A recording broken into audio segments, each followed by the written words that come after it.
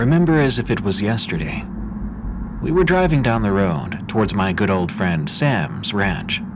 It was a hot night, and we had a long road ahead of us. I was in the passenger seat while Sam was driving. We were both wearing suits and ties, with our instruments in the back seat. Whoever passed by might have thought we were important people, like investors or politicians. But it was an old car with a violin and a trumpet behind us, so I think people quickly figured out that we were just heading out of a church. We passed the time by talking about life and the good side about living in the countryside. You can see the stars every night, wake up to the songs of birds, Sam said to me. I was born and raised in the big cities, so everything about traveling felt so different and special, almost as if I kinda needed to be there. Plus, I was starving for some dinner. He mentioned some other friends would drop by that night, but we probably missed them, as it took us so long to get there. When we finally arrived at the ranch, it was late into the night. It wasn't as hot out here on the ranch as it was back in the city or while driving. It seemed the air cooled down quickly here. A heavy breeze passed through the windows as we parked the car and opened up the gates. Slowly, I was feeling the urge to go to sleep. At that point, I wasn't even feeling hungry anymore. Or at least, I was willing to forget about it, just to get some rest. I said to Sam, "Man, I think I'll take a quick nap somewhere on the couch. It's a bit too late to call the others anyway." He nodded and said, "Yeah, I bet. Feels like it took an extra 2 hours just to get here. I'm pretty tired myself. By the way, the couch is pretty comfy. I'll grab some pillows for you when we get inside." It almost seemed like the moon was slowly getting bigger that night, to the point that I was getting hypnotized by it. From inside the house, I noticed a beautiful silver light reflecting off the leaves outside. The moonlight was bright, making things a bit eerie. But at the same time, I felt at peace, as a cold breeze made my heart slow and my eyes heavier and heavier. Inside the house, I finally got some sleep. I awoke suddenly to the sound of a loud whistle. I was kind of confused, trying to figure out what the hell that was. Then I heard it again. I picked myself up off the couch. It was still night. I guessed I probably only slept for a couple of hours. The moon still shined strong enough to make everything look silver for the couple of seconds I looked out the window. But then I saw something else. It was a normal-looking man. He was wearing a suit and tie as well, just like me. He was waving from the gates outside.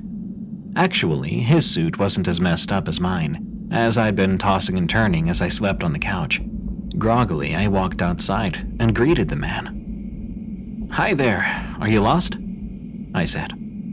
He replied, "Nah, I know where I am. Decided to stop by for a visit and say hi to Sam." It was late at night. Not sure exactly, but it was late. I was barely able to stand from being so tired. Well, he's sleeping right now. It's pretty late," I said. I know. I'm sorry about that. Look, I don't know you, but let me tell you something. I came over because I felt a very unusual urge. I felt compelled to meet you tonight and deliver a gift. I was pretty confused. Too much information for my sleepy brain to process. I felt a weird vibe about all of this. Even though I am a religious man, I don't believe everything weird can be supernatural. But I can't say for sure. This guy seemed inoffensive, and he said he knew Sam, so I kinda trusted him besides some weird feelings I had. "Okay, so I'm Milton. I met Sam back in..."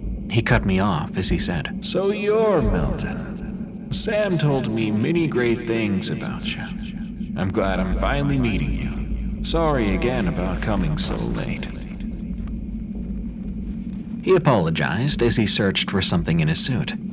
He continued, "By the way, my name is Larry." He grabbed a small notebook and a pen. "Can I write about you? It's a hobby of mine. I do this with specific people I met here on Sam's ranch. Then I give Sam these small notebooks so he can put those on his bookshelf. Each notebook's a person I met on different circumstances here on the ranch," he explained. I was a bit flattered, honestly. I have my share of stories, but no one ever wanted to write about me. I replied, "Oh, you want to write about me? That's unusual, but go right ahead." Then he smiled an oddly peaceful-looking smile. His eyes almost looked ethereal, too. He began writing, fast, just like the wind around us. After a couple of minutes, he filled the whole notebook without asking me a single thing. All I had told him up to this point was my name. He closed the notebook and handed it to me with a smile on his face. I took it and asked, "That's it? I mean, you didn't even ask me anything. I don't get it."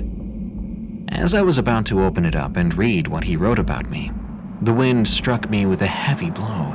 My tie began to blow around in random places. I had to close my eyes to avoid the dirt that swirled around. "Damn this wind," I said. "Well, I'll go back inside. Do you want to come in?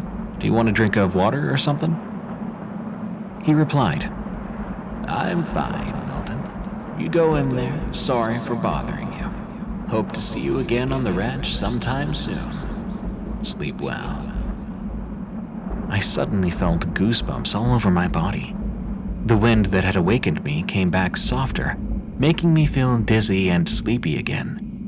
The moonlight guided me back to the house as I held the notebook about myself close to me. When I reached the door, I looked back to see if he was gone already. And well, he was gone. I hadn't heard a single sound except for the wind. Before entering the house, I took a look at the notebook. I was in denial for a moment. I was reading a manuscript of personal things about me.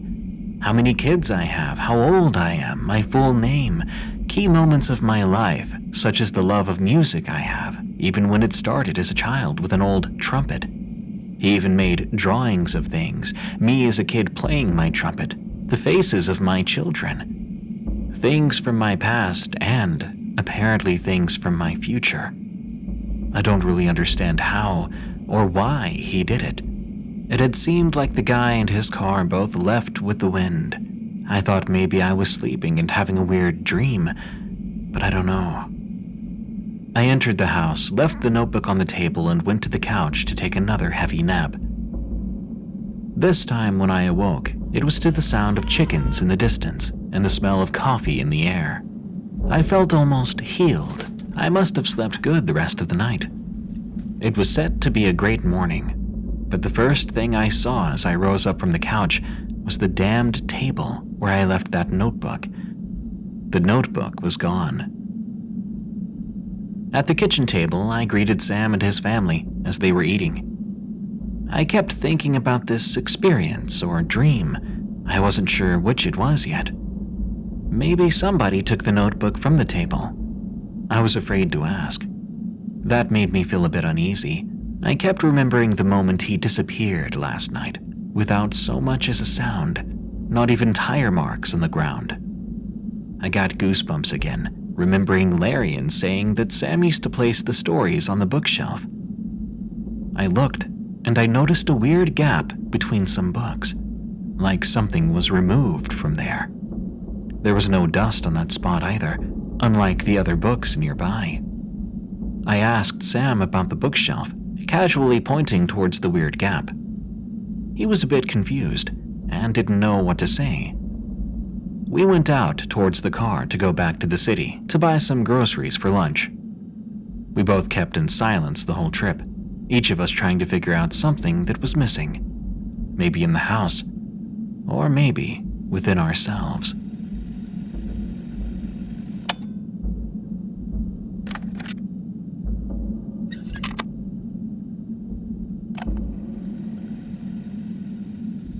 It was my third time returning to the Carpathian Mountains. I grew up in a big city, and there was something really appealing to me in finding untouched corners of the wilderness. These places still shelter hidden secrets, filled with mysteries from old times, beacons from early pilgrims and sanctuaries for fallen kings. And the Romanian mountains have always been the land of unknowns, where myths are kept alive, written on cave walls, unblemished for centuries. It is hard to describe in words what I felt when exploring the wilderness. But it gave me a sense of freedom. I felt disconnected from my soul-draining corporate job and from all the problems that swallow us more and more each day. After my first 2 trips, I felt ready about stepping out of my comfort zone and taking on a longer path through the mountains. It was a 5-day trip that I prepared thoroughly, with supplies, a detailed trail map, and plenty of motivation. The first day was uneventful as I enjoyed the perfect weather and made camp close to a beautiful lake. Such an amazing experience to be able to see the stars clearly, bathe in crystal clear water, and sleep like a newborn with only the sound of nature surrounding you. I woke up fresh and was ready for the second part of the journey, leaving camp early in the morning with the goal of reaching a small remote village somewhere in the evening. Clouds started filling the horizon. Wind was howling through the branches of the walnut trees, which made me think about my first trip through the Romanian mountains. The air had a familiar taste to it, and I could close my eyes and see the road ahead of me, untarnished and untamed by markings or footsteps, as if nothing exists in front of me and the village had never been there before. Everything was hidden, showing itself only to those who close their eyes and follow its call. Based on my pace, I was supposed to reach a cabin, which gave me some time to catch my breath and refuel. Strange enough, there was nowhere in sight. I stopped for a moment, checked my map, and there it was, right in front of me on this piece of paper, yet nowhere around me. Maybe if I close my eyes, I'll see it. Sun rays danced on my eyelids for a moment, and then it turned dark. I looked at the sky to see the clouds swiftly taking over, circling the sun before engulfing it completely. Muffled thunder sounded from a distance. What seemed off was the fact that based on my map, I was not supposed to be anywhere near a forest, but here I was, standing in front of it. I'm not one to panic easily. I have experience traveling alone, so I decided to stop for a moment and look at the map in detail. As far as I could tell, all the major landmarks were checking out except the cabin, which was supposed to be the last major stop before the village. Instead, here I was, facing a small path shrouded by the unknown, pointing to a dark, infinite window on the horizon. The first raindrops fell on my map. I knew I had to think of a shelter if the rain picks up, and all I had was the tall canopy of trees stretching far into the grey sky. The cabin must be on the other side of this forest, I thought to myself. After all, these trails must be so old that they hadn't been mapped for decades. That convinced me this might just be a small patch of trees, with sunlight waiting for me on the other side. As I made my way deeper into the forest, I realized that the compass was completely stuck in place, and no matter what I did, it was not moving. That was the first time when I felt a bit concerned, as I always carry a second device, which was behaving in a similar way. All my life I relied on facts, but I was unable to get a logical explanation. After walking in a direction for a few minutes, I stopped to look around. It was all the same, as if I was not making any progress since I took this path. The raindrops started hitting the forest floor harder and harder. I had to move quickly to find shelter until the skies cleared. Suddenly I heard rustling leaves behind me. I stopped, and the air went quiet. I looked over my shoulder and saw a white wolf standing a few feet behind me. Was it stalking me all this time? I quietly turned towards them. He lowered his head, arched his back, and presented 2 rows of sharp white teeth. I felt my boots sinking into the wet forest floor. My heart was pounding as I stared deep into its eyes. I couldn't blink, my hands clenched tighter on my backpack straps. My eyes followed it, getting closer and closer until I was looking down at it. It postured up and circled me once. I could hear it sniff the air around me. I closed my eyes in fear, and stood there breathless and motionless until I couldn't hear anything. Not even my own heartbeat. And then I opened my eyes to see the animal gone. The rain stopped and I fell to my knees. I released the backpack straps and saw nails pierce through my palms. I let out a sigh of relief. Then a deafening sound fell on my ears. Everything was dead silent. It baffled me, but I decided to set up camp and start fresh tomorrow. I would lie if I said I did not feel unease. But I was trying to keep my mind in check. After an hour, the sun was slowly setting, and I'd come to terms with the idea that I will spend my night in the forest, so I was hoping to make the most of it. Matches were all soaked, so I bundled all of them together in an attempt to strike a spark and light a fire. Everything was dimly lit, and the sun was slowly setting. The last rays of light pierced through the branches, then faded away and gave room for the fire. I looked around for a moment, then decided to turn in for the day. The warmth from the embers was slowly fading away, and as I was drifting, the smell of lilac flowers engulfed the air. I thought to myself, how strange, when I knew for sure there was none around me, or in that forest for that matter. The fire cracked a few more times, the only sound around me as if locked in a confined space with nothing but my thoughts. The forest was very much alive, but it felt dead, and I was feeling trapped in it. What was the wolf doing here? Or is my mind imagining things? How long did they stay out on this trail? I contemplated this for a while, feeling my body slowly numb, my mind shutting down, leaving only room for dreams.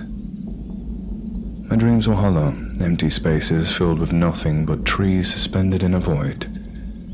A noise shook me as it echoed through the woods. Then, once again, silence. My eyes were still adjusting to the darkness. As I lifted my head, the smell of burning coals filled my lungs. I coughed, then I heard a startling sound. A branch cracked, and then a faint laugh followed. The moonlight lit the clearing in bright white light in front of me. I looked closely, passed through the smoke and dust suspended in the air, and saw a figure. My mind was in complete disbelief, but what lay in front of me was a young woman, fully dressed in white, seemingly gathering firewood. I shouted towards her, but she did not react. Thinking that I might be close to a settlement, I got up and walked towards her, hoping to get some directions. As I got close to her, she finally noticed and looked at me with crystal clear eyes, as if expecting me to ask her something. Her smile did not fade, and for a moment I felt a cold shiver down my spine. Still, I was ready to solve this problem, even though my knowledge of the local language was minimal. I could still sort of ask for directions. She was staring at me with a warm smile, but clearly did not understand my question. Suddenly she points towards the sky, followed by a swift motion to follow her.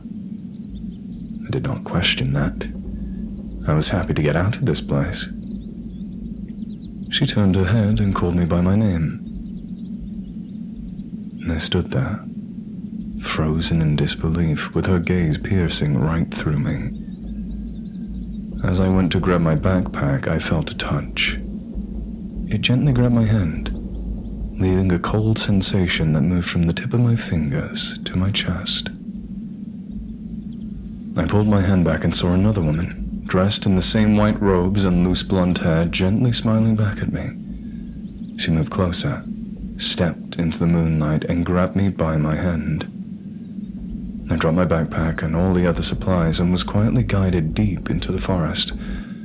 Following the other woman, holding a tight bundle of branches, she was moving deeper into the woods. It was surreal, yet I wasn't afraid. I felt nothing but warmth and was struck by their beauty, their quiet chant, taking each step with so much grace. She turned to me and said something, and even though I couldn't understand it, I knew what she was asking me. I hesitated, then silence followed. The young women looked up at the night sky and started singing their songs. She let go of my hand and moved away, keeping her eyes locked on the stars. Shadows began making their way, creeping from behind the trees, taking shape into mesmerizing creatures. As I stand, a fire bursts next to me. The light reflects on them, with white shapes and golden hair. I look around me and see 7 women, skin pale as the moonlight, locking hands, forming a circle around me as the fire keeps burning through the sky. I shouted in fear and anger, "What is this? What do you want?" Dancing started in the circle, locking hands and shouting, all while singing and moving their bodies in an unnatural way. The voices echo through the forest, crawling deep beneath my skin. I ran towards them but fell back, as if trapped in a glass dome. Voices from their fire make their way into my head. God says to his followers, "A new commandment I give you." "Breathe," I said to myself, and immediately started crying, begging them to stop, asked them to let me go. Then I felt their eyes lock on me, and the one who took me by the hand spoke back. "Join us. Be afraid of not within thyself, but far beyond these lands." Their laughter, their song, their eyes, their dances, sadistically lustful in their nature, were keeping me on my knees. Without knowing, I was inviting them to come closer, to eat me alive, to abduct me from this body. Those hollow, lifeless eyes. This is what they wanted the most, and I was ready to give in. Drums started sounding from afar, trees bending to their will, mimicking their bodies, ripping apart at the sound of their voices. The flames pushed me deeper into their circle. The tree's gravelly voice commanded me to rise. I opened my arms and watched the stars. The moon sang along above us, chanting its light for them. Their beauty, their unholy creature, living among us. Blessed be their curse, for I will let myself be stripped of flesh and eyes, will no longer see anything but white beyond belief. Frantically, I started moving with them, shouting, "Mistress of the wind, ladies of the earth, the places you've seen in ponds and wasteland where priests have never been and women never seen." Laughter soon took a hold of me, and I felt the circle moving closer. And then, nothing. It all turned dark. Sitting there, I wondered where I had been. In the distance, I saw the same white wolf looking back at me, then turning around and moving back into the forest. I got up on my knees and crawled towards it, getting one last glance before everything turned dark.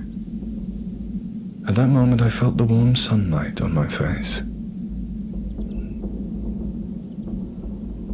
A group of hikers found me passed out a few feet from the cabin. They said I was delirious, asking about some women. I told them I got lost in the forest, and one of them looked at me and said, "There was a forest here, but it burnt down years ago." I never answered her, never went back, even if she still calls my name sometimes. Someone just moved into the house in front of us. We saw a truck delivering furniture and other stuff to the house, and that was it. I mean, I never really saw anyone in there. Like, they didn't even come out to say hi to the neighbors or anything. It's been a year already. We know someone is there just by the noises we hear from time to time. Noises like If someone's washing the dishes or flushing the toilet, normal sounds you hear in a house. It's a nice house, too. It has 2 floors, simple and clean design from the outside. The windows are always covered, but sometimes we see lights inside. I know I sound like a creep describing simple things like that, just like a psycho trying to know the family's activity so I can break into the house when I get the chance. But that was odd to me. A few weeks went by, and Chris had already stressed out his parents again. He's a kid living next to the new neighbors. He was playing football in their backyard, the ball went too far, and it ended up on the neighbor's roof. Their parents tried to ring the bell, but no one answered. We never saw them. They never answered the door to Scout selling cookies. No one ever came there to deliver mail. Nothing. But still, they were living in there. And I hoped that they were doing normal things, because that feeling was starting to creep me out. On top of that, 2 or 3 times I would notice people outside the house. Strange-looking people. It felt like they were from the police or even from the government. They were using smartphones outside the house while looking at it. And one of the guys had a tablet, and it looked like they were measuring something or taking pictures of the windows.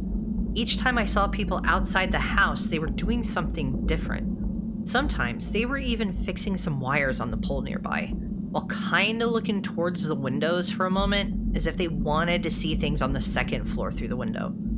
All of this happened while it was late at night, and since I can't sleep that early, I stayed awake most of the time while they were looking at the house. Well, time passed, and we got used to having reclusive neighbors, until little Chris kicked his ball too far. Again. Chris had lost at least 2 brand new balls, and he was probably never going to see them again. Still, I decided to go there and try to help him. I tried to knock on the door and ring the bell multiple times, and of course no one answered. But I could hear footsteps in there. People opening a fridge, grabbing glasses of water.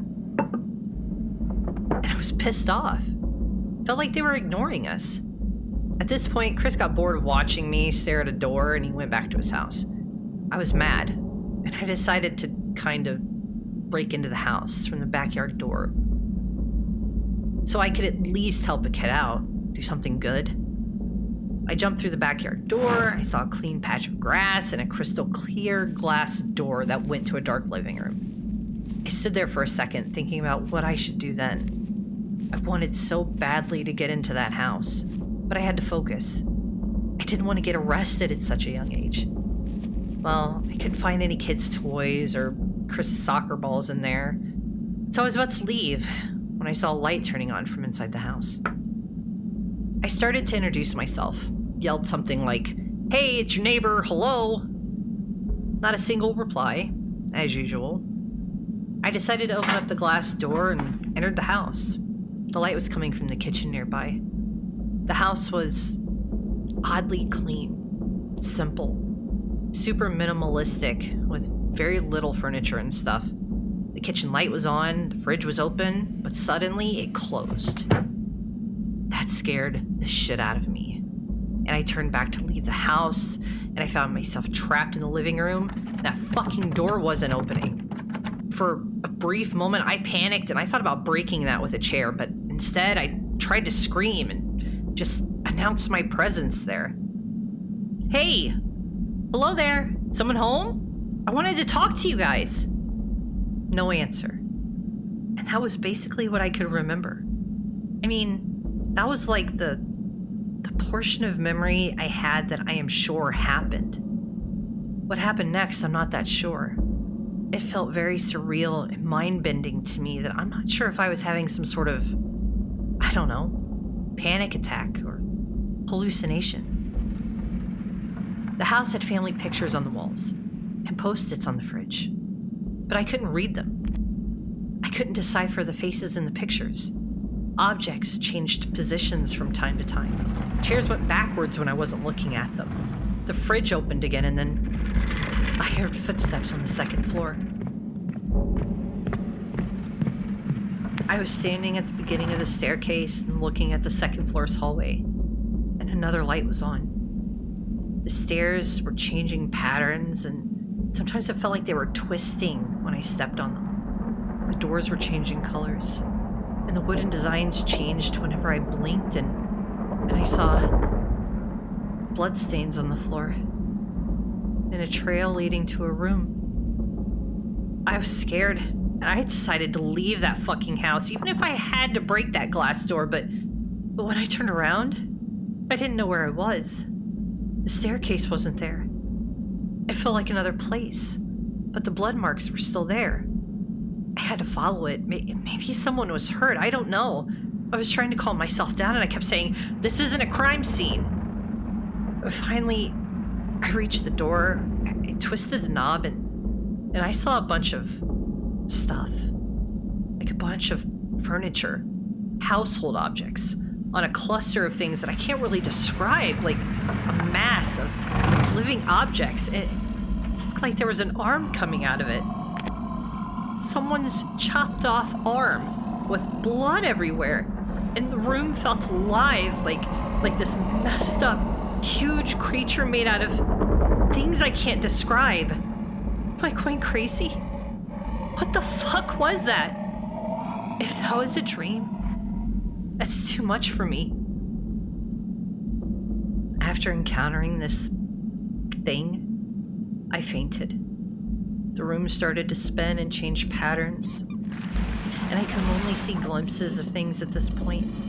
I found myself barely awake, feeling as if my body had no strength. I was laying on my own couch, with bruises on my arms. I looked around, realized that I was at home again. Things felt different. I had a different set of curtains, a different wallpaper, different plants in the house here and there, but everything still felt familiar. Using a lot of effort, I could finally stand up and walk around the house, and I found my mom cooking some lunch, and she looked at me and smiled as she said, "Good morning again, sweetie. Are you hungry?" And I couldn't see her face. All I saw was a constant change of patterns and blurry stains. Every family picture in the house was twisting and changing forms. And the ceiling started to spin again.